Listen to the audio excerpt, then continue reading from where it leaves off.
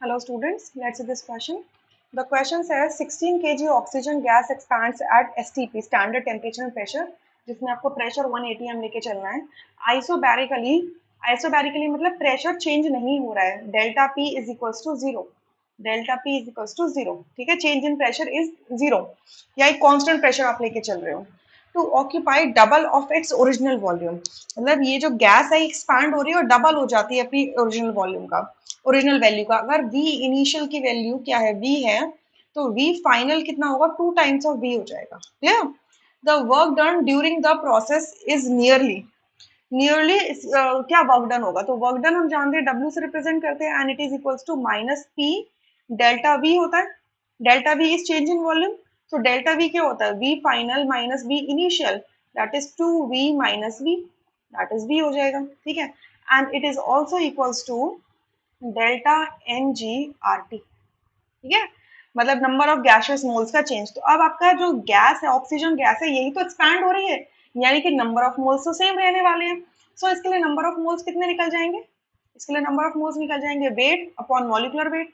Wait कितना दिया है, 16 केजी. 16 केजी का मतलब 16,000 ग्राम, और मोलर वेट होता है आपके ऑक्सीजन गैस का 32 ग्राम पर मोल.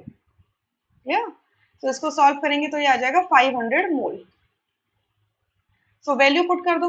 सो डेल्टा एन जी की जगह आ जाएगा आपका 500 मोल्स. ठीक है, change in the number of moles क्या होंगे आपके, इक्वल ही रहेगा, वही नंबर ऑफ मोल्स रहेगा, तो चेंज तो कुछ हो नहीं रहा, तो मैं इसको सिंपली क्या लिख देती हूँ, एनआरटी ही लिख देती हूँ. क्लियर?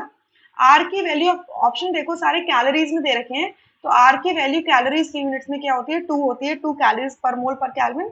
और टेम्परेचर क्या लोगे आप इस केस में, अब देखो स्टैंडर्ड टेम्परेचर एंड प्रेशर लेना है, तो इस केस में आप इसकी वैल्यू क्या लेके चलोगे, 273 लेके चलोगे.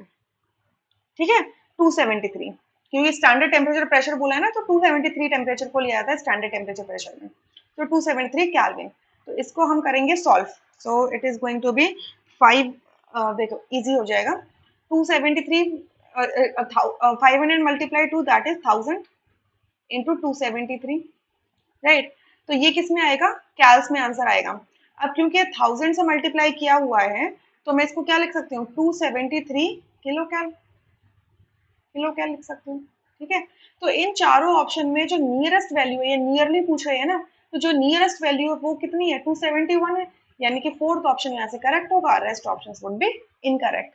I hope you understood this question really very well. Thank you.